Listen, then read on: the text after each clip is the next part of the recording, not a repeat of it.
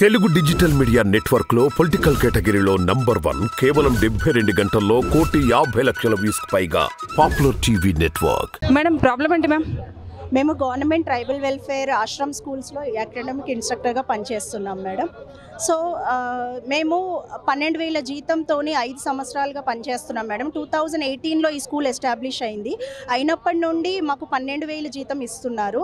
ఆ ఇవ్వడం కూడా ప్రతి నెల రెగ్యులర్గా ఇవ్వలేదు, 5-6 నెలలకు ఒకసారి ఇచ్చేవాళ్ళు. ఈ సంవత్సరం అయితే మా రెన్యువల్ ఆర్డర్ రావడానికే నవంబర్ పట్టింది. సో ఆ నవంబర్ పట్టిందంటే దానికి మళ్ళీ 7-8 నెలల నుండి మాకు జీతాలు రాలేదు. జూన్ నుండి ఇంతవరకు మేము శాలరీస్ తీసుకోలేదు మేడం.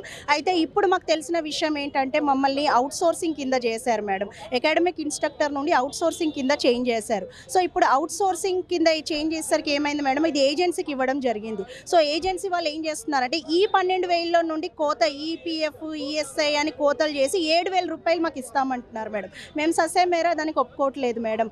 బుద్ధిబుద్ధులు చెప్పే టీచర్స్కి ఏమో 7,000 ఇస్తున్నారు మేడం. వంట చేసుకునే వాళ్ళకేమో 19,000 జీతం ఇస్తున్నారు మేడం. సో ఇది ఎంతవరకు న్యాయం మేడం? బయట ఊడ్చుకునే వాళ్ళకు కూడా 15,000 నుండి 20,000 వస్తున్నాయి మేడం. మాకు మరీ హీనంగా 7,000 జీతం బీఈడీలు ఎంఈడీలు చేస్తున్నాం మేడం. మేము పని చేయలేకపోతున్నాం మేడం. సో దయచేసి మేము ఈ రేవంత్ రెడ్డి గవర్నమెంట్ని కోరుకునేది ఇది ఒక్కటే, మమ్మల్ని ఆదుకోవాలి. మేము స్టేట్ మొత్తంలో 339 మంది అకాడమిక్ ఇన్స్ట్రక్టర్స్ ఉన్నాం మేడం ట్రైబల్ వెల్ఫేర్ డిపార్ట్మెంట్లో. మేమందరము సిఆర్టీలుగా గుర్తించబడాలి, సిఆర్టీ వేతనం అందుకోవాలన్నదే మా ఆశ మేడం.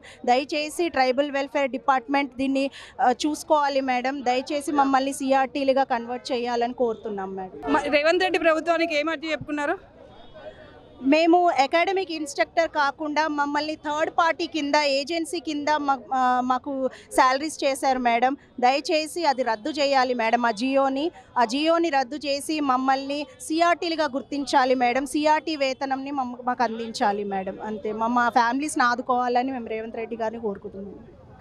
అవుట్సోర్సింగ్ ఉద్యోగాల నుంచి కాకుండా రెగ్యులర్ అని కాదు మేడం, సిఆర్టీ అయినా పర్లేదు మేడం. మేము సిఆర్టీలుగా గుర్తించబడాలని కోరుకుంటున్నాం మేడం. అర్జీ ఇచ్చారా రేవంత్ రెడ్డి ప్రభుత్వం? ఇంతకుముందు వచ్చి ప్రజాపాలనలో ఇచ్చాం మేడం, అప్లికేషన్ ఇచ్చేసి వెళ్ళాము. సో మళ్ళీ ఒకసారి వచ్చి విన్నవించుకున్నాం. ఇంతకుముందు గవర్నమెంట్లో కూడా మేము చాలామంది మినిస్టర్స్ని కలిసాము, మేము అప్లికేషన్స్ పెట్టుకున్నాం, కానీ ఎవరు మమ్మల్ని పట్టించుకోలేదు. సో ఇది ప్రజాప్రభుత్వం కాబట్టి రేవంత్ రెడ్డి గారు మాకు సాయం చేస్తారు తప్పకుండా, మా జీవితాలు బాగుపడతాయనే నమ్మకంతో వచ్చాం మేడం. ఎదురు చూస్తున్నాం మేడం. మ్యామ్ మీ క్వాలిఫికేషన్ ఏంటండి? నాది బీఎడ్ మేడం. నేను బీఎడ్ చేశాను మేడం. నాకన్నా హయ్యర్ క్వాలిఫికేషన్స్ వాళ్ళు మా స్కూల్లో ఉన్నారు మేడం. ఎంఈడీ చేసిన వాళ్ళు కూడా ఉన్నారు.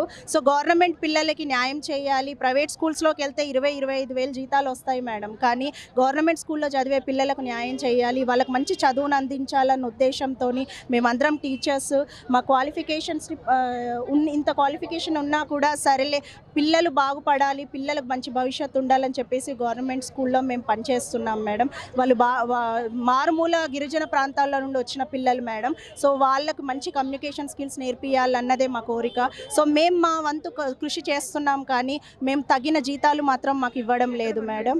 మేము బోయిన్పల్లి ఆశ్రమ్ స్కూల్లో పనిచేస్తున్నాం madam. Government tribal welfare Boinpalli ashram స్కూల్లో పనిచేస్తున్నాం మేడం. మేము వచ్చేసి 11 మెంబర్స్ ఉన్నాం మేడం టీచర్స్. పిల్లలు వచ్చేసి 224 మెంబర్స్ ఉన్నారు మేడం. అక్కడ అది రెసిడెన్షియల్ మేడం, విత్ హాస్టల్ ఉంటుంది. అక్కడ అందరిది అదే ప్రాబ్లం మేడం. 11 టీచర్స్ది మాకు అదే ప్రాబ్లం మేడం. మా శాలరీస్ టైంకి అందవు, పైగా మాకు ఆ 12,000 ఇచ్చే దాంట్లో కూడా కోత కోసి 7,000 ఇస్తున్నారు మేడం. ఈపీఎఫ్ అని ఈఎస్ఐ అని అన్ని కట్ చేసి థర్డ్ పార్టీకి ఇచ్చేసి మమ్మల్ని అన్యాయం చేస్తున్నారు మేడం. మా జీవితాలతో ఆడుకుంటున్నారు. దయచేసి ట్రైబల్ వెల్ఫేర్ డిపార్ట్మెంట్ ఇప్పటికైనా మేలుకొని మా శ్రమను గుర్తించి మమ్మల్ని సిఆర్టీలుగా చేయాలని మేము రేవంత్ రెడ్డి అన్నని కోరుకుంటున్నాము.